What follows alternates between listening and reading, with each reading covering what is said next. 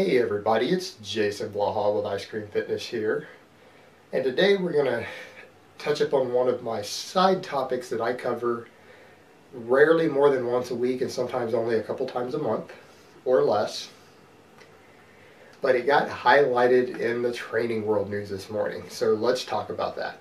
But hold on, let me give you guys a bicep shot first. So,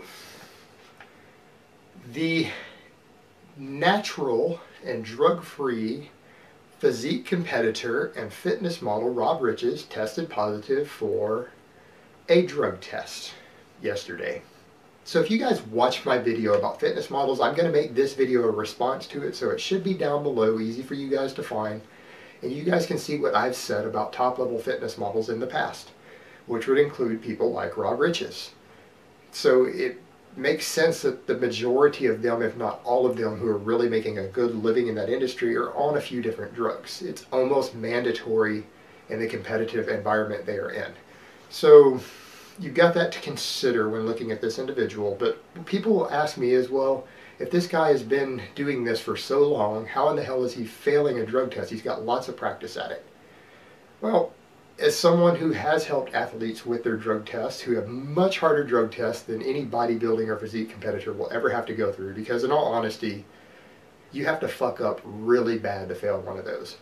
I could personally run 5 grams of gear, HGH, and insulin year-round, 364 fucking days a year, and I could pass that drug test with flying colors, because I have an IQ higher than 80, and I wouldn't put something into my body if I was going to be a tested athlete unless I was 100% sure of what it was.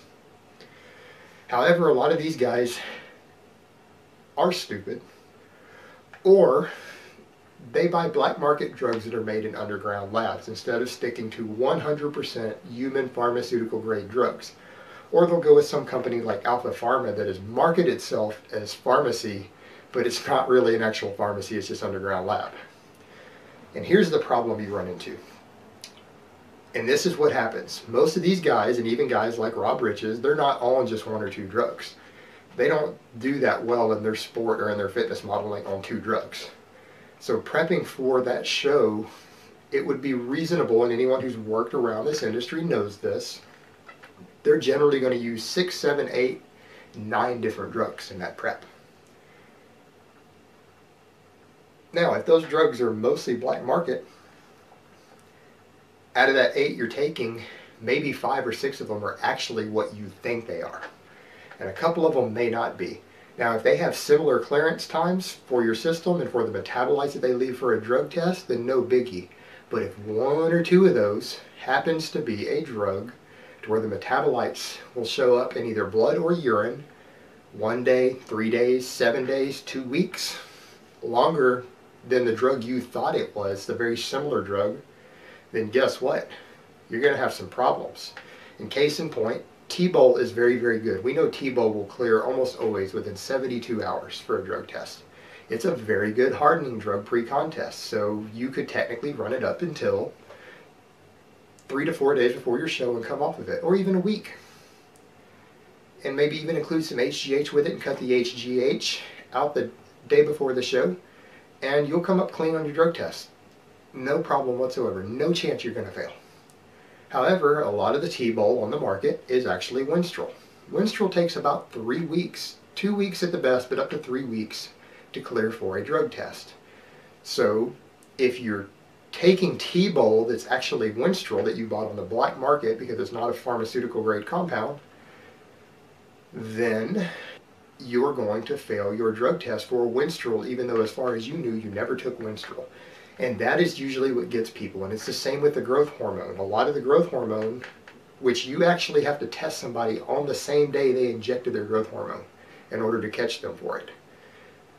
So most guys cut their growth hormone out the day before they're going to get tested. Or if they get tested late at night, they can still pop it in the morning and they'll be okay for an evening show. They'll still pass the test. But a lot of the HGH on the market is fake, and it's actually HCG. And if you shot HCG the day before a drug test thinking it was HGH, you're going to test positive for HCG even though you weren't using any as far as you knew. So this is what happens, and this is how guys will occasionally fail these drug tests, and that's why you'll see things like that. If you see guys getting popped for things like Winstrol, you know they were taking another oral that was a faster clearing one that they thought was Winstrol. If you see them get popped for HCG, they were probably taking HGH that was fake and was actually HCG. So that's usually the case there. Now, I haven't seen the reports yet as to what specifically Rob Richards tested positive for, but when I know, I'll let you guys know probably what went wrong with his drug testing. So I hope this has been informative, and I will talk to you guys next time.